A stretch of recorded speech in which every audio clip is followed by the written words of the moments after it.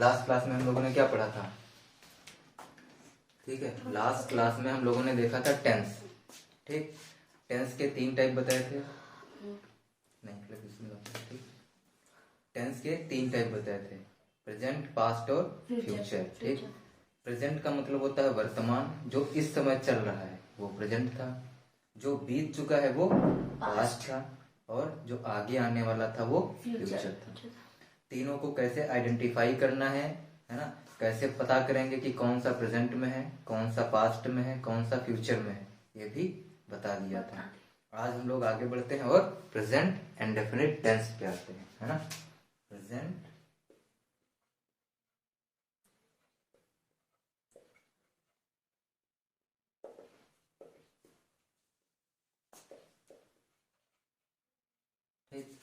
Present indefinite tense. अब देखो, ये टेंस पढ़ने से पहले हम लोग इसमें सीखेंगे क्या क्या। प्रेजेंट इंडेफिनिट टेंस में वाक्य को देख के पहचानेंगे कैसे कि ये प्रेजेंट इंडेफिनिट टेंस का है, ये चीज सीखेंगे। उसके बाद इसमें कौन सी हेल्पिंग वर्ब लगेगी उसके बारे में जानेंगे, कि अगर हेल्पिंग वर्ब जो लगेगी तो कैसे लगेगी, अगर सिंपल सेंटेंस बनाएंगे तो उसमें हेल्पिंग वर्ब लगेगी या नहीं लगेगी, इसके बारे में डिटेल से पढ़ेंगे। तो सबसे पहले हम लोग ये देख लेते हैं ना कि पहचान कैसे करेंगे, कैसे पहचानेंगे कि वाक्य प्रेजेंट इंडेफिनिट टेंस में है। ठीक, तो सीधा सा एक रूल है, आपको याद रखना है। सेंटेंस जिन वाक्यों के अंत में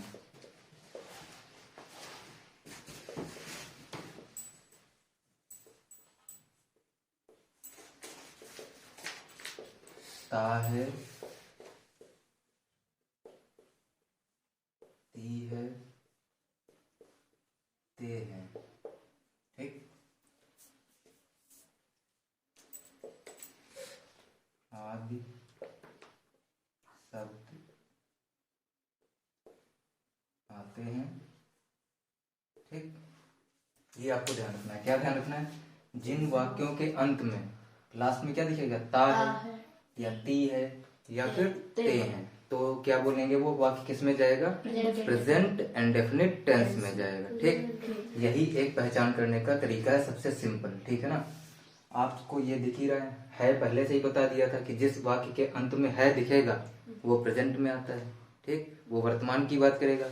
और जब दिखेगा क्या, ता है, ती है, ते है या तो है ना, कुछ भी इस टाइप से दिखे जिसमें ता से रिलेटेड वर्ड दिख जाए और लास्ट में है दिख जाए, तो प्रेजेंट इंडेफिनिट टेंस में ही आएगा। ठीक, एग्जांपल देख लो एक बार।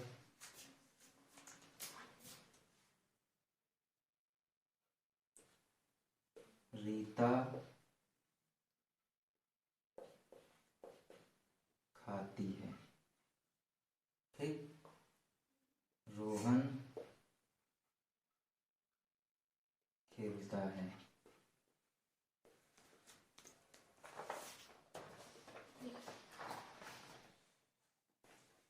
देखो एग्जांपल समझो इसी, यहाँ पे हमने क्या बताया था, ता है, देखो अंत में दिख रहा है ता है। ठीक है, इसमें क्या है, ती है, और यहाँ पे ता है, दिख गया। तो ऐसे ही पहचानना है, अंत में देखना है, क्या दिखेगा, ती है, रीता खाना खाती है, रोहन खेलता है। ठीक है, ऐसे ही वह बाजार जाता है, तो लास्ट में ता है।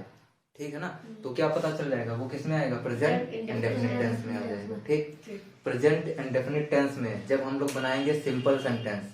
ठीक है ना, अब देख लो, पहले ये भी बात कर लेते हैं कि कितने टाइप के हम लोग वाक्य बनाएंगे। ठीक, तो ये तो एक आपको होगी पहचान। ठीक, पहचान के बाद अब हम लोग पहले जान लेते हैं कि हेल्पिंग वर्ब, हर एक टेंस की अपनी हेल्पिंग वर्ब होगी। बात है समझ में, हर एक टेंस की अपनी, ठीक है ना, हेल्पिंग वर्ब अलग होगी। तो जो प्रेजेंट इंडेफिनिट टेंस में है ना हेल्पिंग वर्ब, वो देख लेते हैं।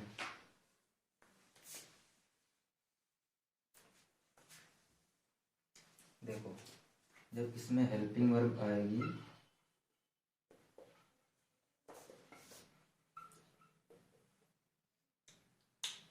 तो इसमें आएगी हमेशा डू या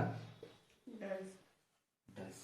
ठीक, और ये चेंज नहीं होगी, टेंस वाइज चेंज नहीं होगी, ये प्रेजेंट इंडेफिनिट में यही रहेगी। अगला कोई टेंस आएगा वो अपनी रखेगा, ठीक है ना। तो हम हमेशा ध्यान रखेंगे कि प्रेजेंट इंडेफिनिट टेंस में जो हेल्पिंग वर्ब लगेगी वो या तो डू होगी या फिर डज होगी। अगर सब्जेक्ट सिंगुलर होगा तो डज लगा देंगे, और अगर प्लूरल मिल जाएगा तो डू लगा देंगे। बात है समझ में? एक वचन करता तो डज, बहुवचन करता तो डू लगाएंगे, ठीक। अब देखो, अब हम पहले देखेंगे कि वाक्य बनाएंगे कितने टाइप के। हर एक है ना टेंस में वाक्यों का एक पैटर्न होता होगा कि हर एक वाक्य एक ही तो नहीं बनेगा एक टेंस में वाक्य, भाई अलग अलग तरीके से बनेंगे। तो हम लोग जानेंगे कि कितने पैटर्न होंगे, है ना वाक्य के। तो 4 पैटर्न ही होंगे हर एक टेंस में।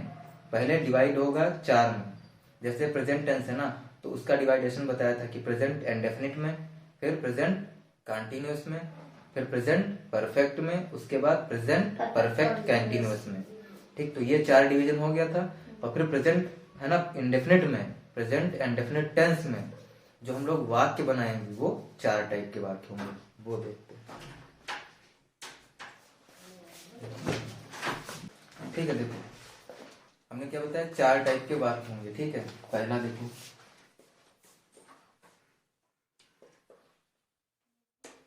सिंपल सेंटेंस, ठीक। इसी को क्या बोलेंगे, अफर्मेटिव,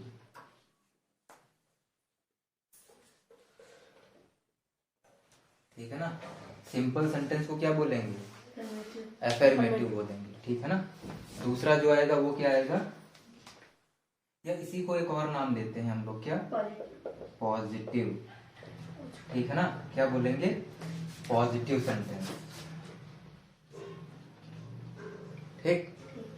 सेकेंड निगेटिव,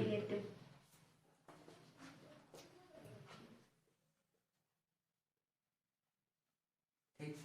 पहला हो गया आपका क्या, सिंपल सेंटेंस या अफर्मेटिव सेंटेंस या फिर पॉजिटिव सेंटेंस।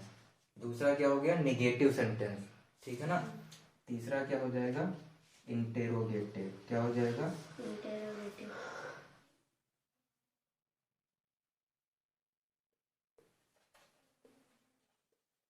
ठीक, इंटरोगेटिव सेंटेंस, इंटरोगेटिव, ठीक। उसके बाद फोर्थ वाला जो आएगा वो क्या आएगा, negative, interrogative negative, interrogative negative sentence, interrogative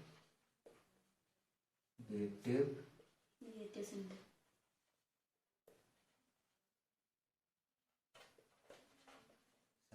ठीक, इंट्रोगेटिव नेगेटिव। ये 4 ही टाइप के आपको सेंटेंस देखने को मिलेंगे। तो ये 4 आपके पैटर्न हो गए किसके, सेंटेंस के। बात है समझ में। सिंपल का मतलब ये है कि हम अगर कोई नॉर्मल बात बोल रहे हैं कि वह खेलता है, ठीक, तो वो क्या है, सिंपल सेंटेंस है, पॉजिटिव है, ठीक है ना। और अगर हम बोलेंगे वह क्यों खेलता है, तो वो इंट्रोगेटिव हो गया, वो प्रश्नवाचक हो गया, ठीक है ना, कि वो आपसे पूछ रहा है वो क्यों खेलता है, तो वो इंट्रोगेटिव हो जाएगा। वह नहीं खेलता है, ठीक है ना, तो ये आप एक हिसाब से बता रहे हो कि वो नहीं खेलता है, ठीक है ना, तो वो निगेटिव में आ जाएगा। और अगर बोले वह क्यों नहीं खेलता है, ठीक है ना, अब देखो समझने का तरीका है, वह खेलता है, ठीक, तो ये तो जनरल सी बात है, सबको पता है, तो वह खेलता है, कोई क्वेश्चन नहीं बनता है। फिर वह नहीं खेलता है, मान लो आप 2 लोग खेल रहे हो, एक अगला नया आता है ना, बच्चा खेलने के लिए आता है साथ में, और उसको कोई अलग गेम पसंद है, तो अब 2 लोग हो जिसको एक गेम पसंद है, लेकिन उसको नहीं पता है कि जो तीसरा बच्चा है, या उसको ये भी नहीं पता कि जो 2 लोग पहले से खेल रहे हैं उनमें से किसी को उसका वाला गेम पसंद है या नहीं है, तो वो जानने की कोशिश करेगा ना। तो वह नहीं खेल रहा है अगला, तो पूछेगा आपको क्यों नहीं पसंद है, तो वो इसमें आ जाएगा, क्यों नहीं पसंद है, रीजन जानने की कोशिश कर रहा है, ठीक है ना, क्यों नहीं पसंद है। और क्यों, अगर फिर भी वो बोले कि आप क्यों नहीं खेलोगे, या आप क्या खेलोगे, ठीक है ना, भाई नहीं पसंद है तो आप क्या खेलोगे, तो अगर क्या खेलोगे केवल जानने की कोशिश करे कि केवल खेल के बारे में जानने की कोशिश कर रहा है जब, तो वो इंट्रोगेटिव में आएगा, ठीक। बातें समझ में। एक ही चीज को समझने की कोशिश करो खाली, क्या, कि कब निगेटिव होगा, कब पॉजिटिव होगा, और कब इंट्रोगेटिव और निगेटिव होगा एक साथ, ठीक। जब प्रश्नवाचक नकारात्मक, यानी कि प्रश्न भी पूछ रहा है, ठीक है ना, और नहीं टाइप का भी शब्द आ रहा है तो क्या हो जाएगा, इंट्रोगेटिव हो जाएगा। और जब केवल प्रश्न पूछ रहा है कि एक शब्द जानने की कोशिश कर रहा है, जैसे कि कौन खेल रहा है, तो भाई एक नाम होगा ना केवल, तो वो इंट्रोगेटिव में आएगा कि छानबीन केवल कर रहा है, प्रश्न पूछ रहा है। बात है समझ में। इसमें रीजन भी जानने की कोशिश कर रहा है, खेल तो नहीं रहा है पर वो क्यों नहीं खेल रहा है, तो एक पूरा रीजन होगा उसके लिए। यहाँ पे रीजन की बात नहीं है, वहां पे सिर्फ पूछ रहा है खेल रहा है या नहीं, या नहीं खेल रहा है तो क्यों। बात है समझ में, उसका रीजन नहीं, वहां पे क्यों शब्द ही बता रहा है कि इंट्रोगेटिव है। यहाँ पे क्यों शब्द से नहीं पता चला, यहाँ पे क्यों नहीं आ गया, तो रीजन जानना है, इसीलिए इंट्रोगेटिव नेगेटिव।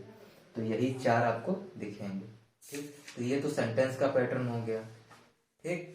इसके बाद सेंटेंस का स्ट्रक्चर होता है अपना, कि जब हम लोग ट्रांसलेशन करेंगे, ठीक है ना, तो हिंदी में सेंटेंस दिया जाएगा आपको, हिंदी से जब इंग्लिश में ट्रांसलेट करेंगे तो हिंदी का अपना स्ट्रक्चर होता है, इंग्लिश का अपना स्ट्रक्चर होता है, दोनों का स्ट्रक्चर अलग अलग होता है, ठीक।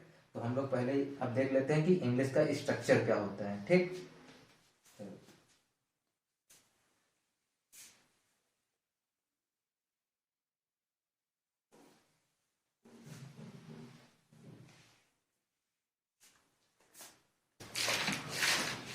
अब हम लोग देखते हैं क्या स्ट्रक्चर ऑफ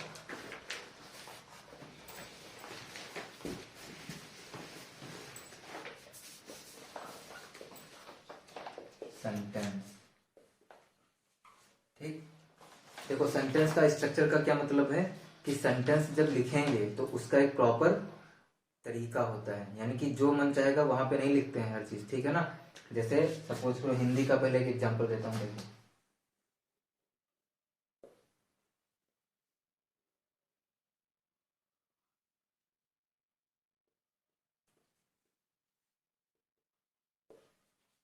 ठीक। देखो इसमें क्या है, काम कौन कर रहा है, सब्जेक्ट कौन सा है, रोहन। काम कौन कर रहा है, रोहन। और क्या कर रहा है, खाना खा रहा है, खाना खाता है। तो ये क्या है आपका, ये है आपका कर्ता, कार्य करने वाला। खाना कौन खा रहा है, रोहन। काम कौन कर रहा है, रोहन। क्या कर रहा है, खा रहा है, यानी कि ये क्या है, क्रिया। क्रिया का मतलब क्या होता है, कार्य जो हो रहा है, करने वाला, कार्य जो कर रहा है ना, एक्शन की बात जब करेंगे तो क्या होती है, क्रिया होती है। और जो काम कर रहा है या जिसपे काम हो रहा है वो क्या है, खाना खा रहा है, ये क्या है आपका कर्म। तो ये देखो अब हिंदी का एक फॉर्मेट होता है, हिंदी का क्या फॉर्मेट है, पहले कर्ता लिखते हैं, फिर कर्म लिखते हैं, फिर क्रिया लिखते हैं। लेकिन इंग्लिश में ऐसा नहीं है। इंग्लिश में अगर हम करेंगे तो क्या होगा, जैसे इसको इंग्लिश में एक बार खाली एग्जाम्पल के तौर पे बता रहा हूँ, भी ट्रांसलेशन नहीं बता रहा हूँ, पहले सिर्फ स्ट्रक्चर बता रहा हूँ, तो समझो। रोहन, ठीक, ईट्स फूड, ठीक। अब देखो ये है रोहन, तो ये है आपका क्या, कर्ता। तो यहाँ भी ये क्या रहेगा, कर्ता।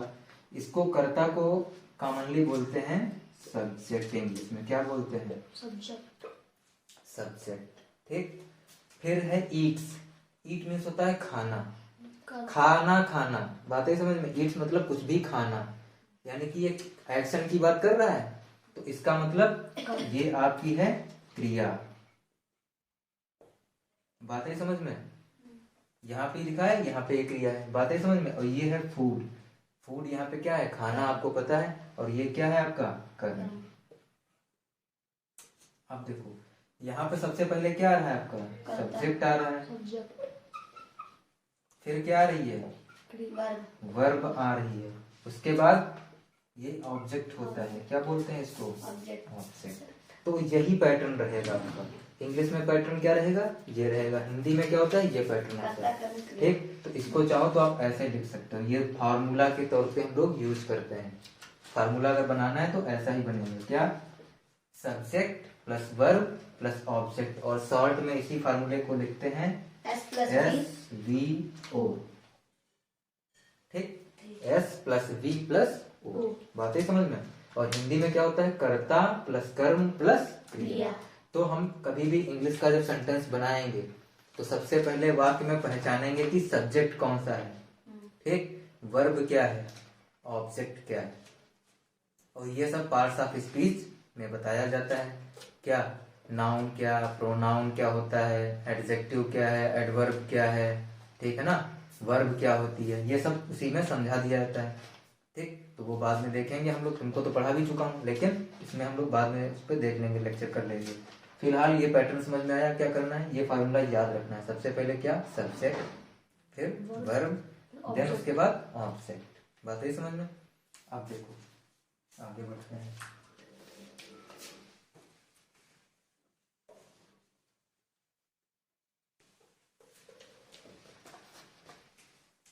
ये पैटर्न जो बताया हमने, कौन सा, सब्जेक्ट, वर्ब, ऑब्जेक्ट, ये किसके लिए है, ये केवल सिंपल सेंटेंस के लिए है, अफर्मेटिव सेंटेंस के लिए। ठीक, सेंटेंस हमने आपको 4 टाइप के बताए, है ना। जो सेंटेंस का पैटर्न है वो हमने 4 टाइप का बताया था। एक सिंपल सेंटेंस, एक निगेटिव सेंटेंस, तीसरा affirmative sentence, sorry interrogative sentence, और चौथा वाला इंट्रोगेटिव नेगेटिव। तो ये पैटर्न जो हम लोग फॉलो करेंगे वो केवल सिंपल से या पॉजिटिव सेंटेंस के लिए होता है। देखो प्रेजेंट एंड डेफिनेट की पहचान बता दी थी, हेल्पिंग वर्ब बता दी थी। ठीक, अब देखो एक दो और चीजें हैं, समझ लेते हैं पहले। जब हम लोग प्रेजेंट एंड डेफिनेट टेंस पढ़ते हैं, ठीक, तो पहले सिंपल सेंटेंस आते हैं। तो सिंपल सेंटेंस में हम लोग हेल्पिंग वर्ब का यूज नहीं करते हैं, ठीक है ना, हम लोग हेल्पिंग वर्ब का यूज नहीं करेंगे। ठीक, इन सिंपल सेंटेंसेस, ठीक है ना, we do not use helping verb in present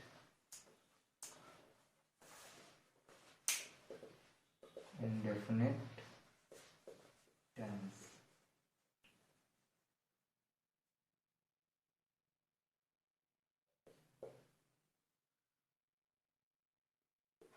ठीक, इसमें हम लोग करेंगे क्या, 2 चीजें ध्यान रखनी है। क्या, अगर आपका क्या आता है, सब्जेक्ट,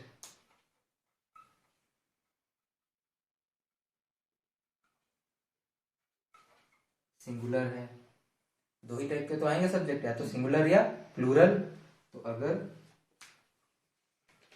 प्लूरल आ गया है ना, प्लूरल सब्जेक्ट हो गया तो ठीक। देखो हिंदी में क्या बोलते हैं इसको, वो भी देख लेते हैं साथ में। इसको बोलेंगे जब आएगा सब्जेक्ट सिंगुलर होगा तो क्या होगा, एक वचन, एक वचन कर्ता, इसको बोलते हैं। ठीक, और प्लूरल को क्या बोलते हैं, बहुवचन, है ना, क्या बोलते हैं, बहुवचन कर्ता, बहुवचन कर्ता। ठीक, देखो इसमें हम क्या करेंगे, वर्ब में, ठीक है ना, सिंगुलर सब्जेक्ट जब होगा तो क्या करेंगे, सिंपल सेंटेंस में वर्ब में ऐड करेंगे क्या, या एस ऐड करेंगे या ईएस ऐड करेंगे। ठीक, और जब प्लूरल होगा तो वर्ब में हम यस या ईएस नहीं लगाएंगे। क्या, यस या ईएस नहीं लगाएंगे। बात है समझ में। जब सब्जेक्ट ऐसा होगा सिंगुलर यानी एक वचन होगा तो हम वर्ब में यस या ईएस लगा देंगे। ठीक, और हेल्पिंग वर्ब डू या डज का यूज आपको नहीं करना है सिंपल सेंटेंस में। बात है समझ में। और जब प्लूरल सब्जेक्ट होगा तो क्या करेंगे, वर्ब में एस या ईएस कुछ भी नहीं लगाना है, सिर्फ आपको वर्ब ही लिख देनी है। बात है समझ में।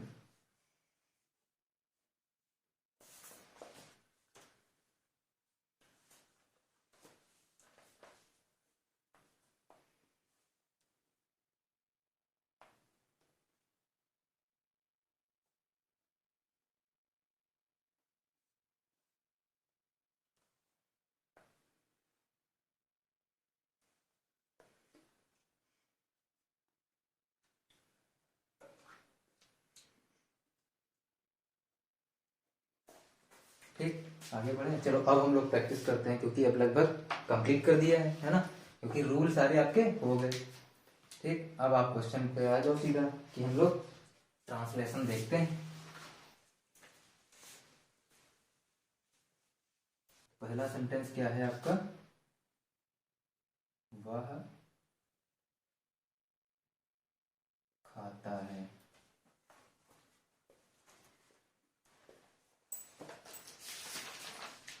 ठीक, दूसरा सेंटेंस,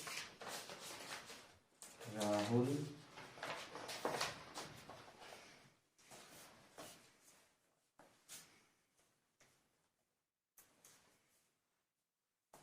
खेलता है।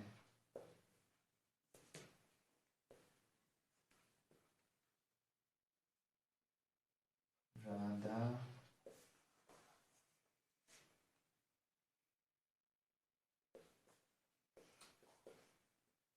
नाचती है।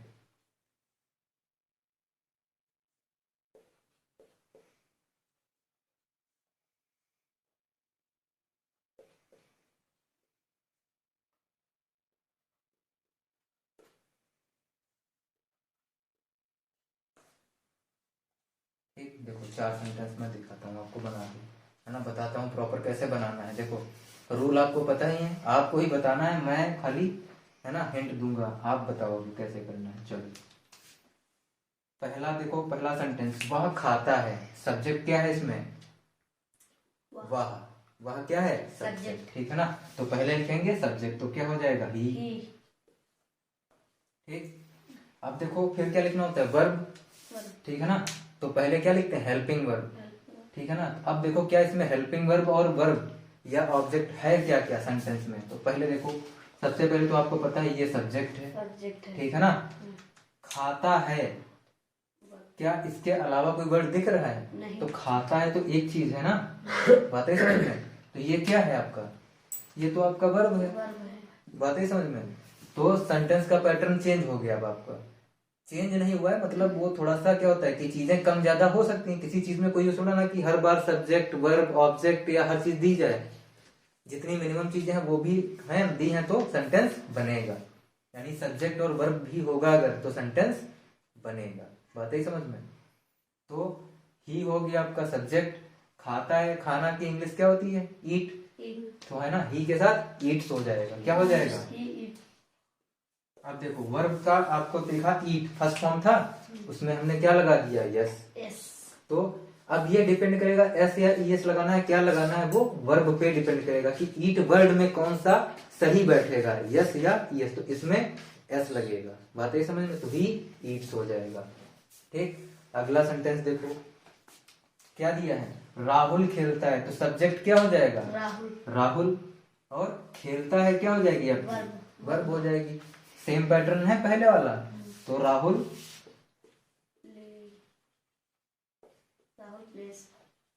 प्लेज, राहुल प्लेज, राहुल खेलता है। फिर देखो अगला, राधा सब्जेक्ट है, नाचती है वर्ब है, तो क्या हो जाएगा, राधा डांसिंग कहाँ से हो जाएगा, आईएनजी फॉर्म क्यों लगेगा, डांस या डांसेस, है ना, राधा डांसेस, डांसेस, बात है समझ में। राधा डांसेस मतलब डांस करती है, ठीक है ना, नाचती है। फिर देखो अगला सेंटेंस, ये थोड़ा सा बढ़ गया आगे आपका लेवल, एक स्टेप बढ़ गए हम लोग। सब्जेक्ट देखो क्या है, सोहन, गाता है आपकी है वर्ब, और यहाँ पे है क्या, गाना, और गाना आपका क्या हो जाएगा, ऑब्जेक्ट, बातें समझ में। ये क्या है, ऑब्जेक्ट, तो ये आपका सब्जेक्ट हो गया, ये वर्ब हो गई, ये ऑब्जेक्ट हो गया। आपका इंग्लिश का पैटर्न क्या है, subject plus verb plus object. तो सब्जेक्ट की क्या लिखेंगे, सोहन।